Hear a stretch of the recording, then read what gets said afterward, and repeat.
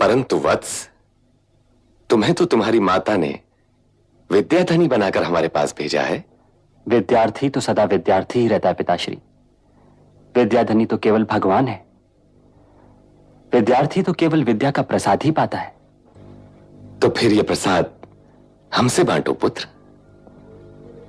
विद्या ददाति विनयम, विनयाति याति पात्रता, पात्रत्वात् धनम आपनोति, धनात् धर्म ततः सुखम। अत्यंत सुंदर, अत्यंत सुंदर पुत्र। विद्या का प्रसाद है विनय, विनय से पात्रता अर्थात योग्यता मिलती है, पात्रता से धन मिलता है, धन से धर्म के कार्य होते हैं और धर्म कार्य से सुख की प्राप्ति होती है। अत्यंत सुंदर।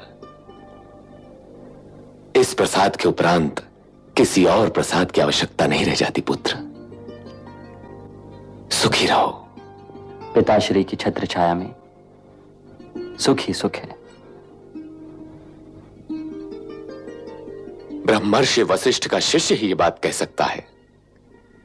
और क्या सीखा उनसे? उनसे यह मंत्र मिला है कि हंस दो पंखों के सहारे ही उड़ सकता है। एक पंख है कर्म और दूसरा पंख है ज्ञान। यदि उसके पास एक ही पंख हो तो वो अकेला पंख व्यर्थ है। हंस उसके सहारे उड़ान नहीं भर सकता। अत्यंत सुंदर विचार है। बृहस्पति महाराज ने क्या आदेश दिया तुम्हें?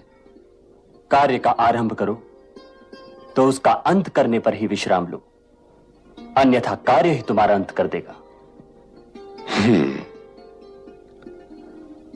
और इस विषय में शुक्र नीति क्या कहती है? शुक्र नीति यह कहती है कि यह तो कार्य का परिणाम ही बता सकता है कि कार्य का आरंभ शुभ था या अशुभ। श्रेष्ठ शस्त्रधारी श्री परशुराम जी ने तुम्हें क्या सिखाया?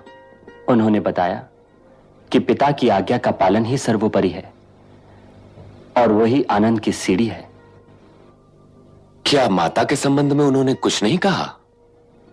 अवश्य कहा पिताश्री।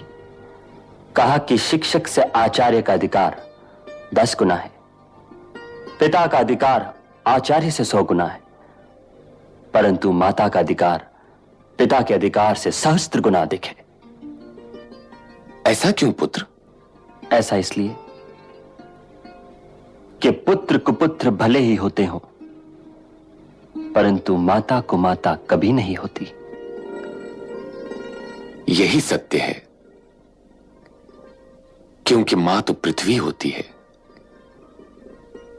और पृथ्वी अपने अंकुर के साथ कभी अन्याय नहीं करती।